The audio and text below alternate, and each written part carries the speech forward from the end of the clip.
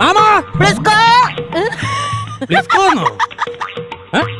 എടേ ഞാനൊരു പഴം കഴിക്കാൻ തുടങ്ങിയപ്പോ നിന്റെ വിളി കേട്ട് ആ പഴം ഞെട്ടി എന്റെ നാക്കില് സ്ലിപ്പായി വയറിൽ ചാടി ആത്മഹത്യ ചെയ്തടാ. എന്റെ മാമ ഇങ്ങോട്ടൊന്ന് വാ, ഒരുപാട് കാര്യങ്ങൾ പറയാനുണ്ട്. പുലിക്കുട്ടന്റെ കാര്യം ഒരു പഴം കഴിക്കാൻ പോലും സമ്മതിക്കില്ല സമാധാനമായിട്ട് പറഞ്ഞാൽ മനസ്സിലാക്കുകയില്ല. മാമാ മാമാ എടാ ഞാനല്ലടാ വണ്ടി വെക്കണത്. നിങ്ങൾ മാമനായിരുന്നാ? നീ എന്തായിരുന്നു വിചാരിച്ചു? ഞാൻ വിചാരിച്ചു ഓണത്തിന് സദ്യ ഉണ്ണാൻ വേണ്ടി വെട്ടി വെച്ചേക്കുന്ന ദൂഷണല്ലേ. എടാ നീ ഒരു കാര്യം മനസ്സിലാക്കണം. നിന്റെ അമ്മയുടെ ഒരേ ഒരു ആങ്ങളെയാണ് ഞാൻ. മനസ്സിലായ? ആ ഭാർഗവൻ പിള്ള. അതൊക്കെ ഇപ്പൊ ഇവിടെ പറഞ്ഞെന്തിന്? Character register ആവട്ടടാ. നീ ഒരാഴ്ച ആയല്ലടാ ഇങ്ങോട്ട് ഇതിനെ കണ്ട്. നീ എവിടെയായിരുന്നു? ഞാന് ഒരു റബ്ബർ കട്ടയുടെ മേളിൽ കയറിയിരുന്നു, മാഞ്ഞു പോയി. എടാ ഞാൻ ചോദിച്ചത് നീ എവിടെയാണെന്ന്. ഇപ്പൊ എവിടെ നിന്ന് നീ? ഞാൻ ഇപ്പഴാ ഞാൻ ഗൾഫിൽ. ഏയ് വല്ലപ്പോഴെങ്കിലും എന്നെ വിളിക്കണേ വാവന്. കരുതി വിളിക്കാതിരിക്കല്ലേ ഏട്ടാ. നിങ്ങൾക്ക് തലയ്ക്കല്ല അസുഖം ഉണ്ടാ, ഞാൻ നിങ്ങളെ മുമ്പിൽ നിൽക്കല്ലേ.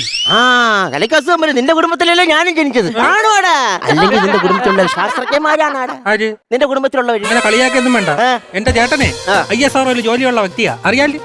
ഈ റോക്കറ്റിന്റെ ഒക്കെ പിന്നെ ഈ റോക്കറ്റിന്റെ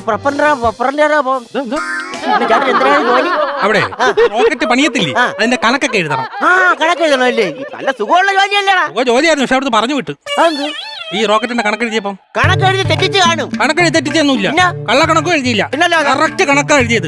830 കോടി 36 രൂപ ഒരു റോക്കറ്റ് ഉണ്ടാക്കി. 36 ഏത് കണക്കില്ലടാ? അത് പിന്നെ റോക്കറ്റിന് കണ്ണുവിടായിരിക്കാൻ വേണ്ടി നാരങ്ങ മുളകും കെട്ടി തൂക്കില്ല, അതിന്റെ അല്ലാതെ അവിടുന്ന് പറഞ്ഞു വിട്ടത് തന്നെ നല്ലതായടാ. അങ്ങനെ പറഞ്ഞു വിടണം. അപ്പൊ തെണ്ടിത്തിരിഞ്ഞ് നടക്കണല്ലോ ജോലിയൊന്നും ഇല്ലാതെ. എന്റെ തിരിയില്ല. എന്റെ ചേട്ടൻ ആരാ മോയ്? ചേട്ടൻ അപ്പോഴെ തന്നെ കഴിഞ്ഞ ആഴ്ച മാമയിലൂടെ ഇറങ്ങി ആസ്ട്രേലിയ പോയി. അവിടെ സുഖിച്ച് കഴിയായിരിക്കും. എന്തോന്ന് സുഖം, അവിടെ ആശുപത്രി കിടക്കുക. എന്തൊരു പറ്റിയുടെ എന്റെ മക്കൾക്ക്? അവിടെ ചെന്നേല്ലേ ഉള്ളൂ, ഒന്നും അറിഞ്ഞൂടല്ലേ. അവിടെ അടുക്കളയിൽ നിന്ന് ചവറൊക്കെ വരി വെളിയിലോട്ട് ഇറങ്ങിയപ്പോ ഒരു കങ്കാരു നിൽക്കുന്നു. ഉള്ളി ഇവിടെ ഈ കങ്കാരുവിന്റെ പ്രതിമയ്ക്ക് നോക്കിയല്ലോ നമ്മൾ ചവറിടാൻ വേണ്ടി. ഉള്ളി നേരെ ചെന്ന് കങ്കാരുവിന്റെ സഞ്ചി വലിച്ചോണ്ട് അതിനകത്ത് കൊച്ചിനെ ചെവി തൂക്കി കറക്കി എടുത്തിട്ട് അതിനകത്തോണ്ട് ചവറിട്ട് കൊടുത്തു. കങ്കാരി വിടുവോ? വാലി കുത്തിയെന്ന ഇങ്ങനൊരു അടിയായിരുന്നു. താഴെയും കുടലി മേളിലുമായി പോയി. ആശുപത്രി കിടക്കുക. അങ്ങനെയൊക്കെ കിടക്കട്ടെ, അല്ലാതെ പിന്നെ എന്ത് പറയും.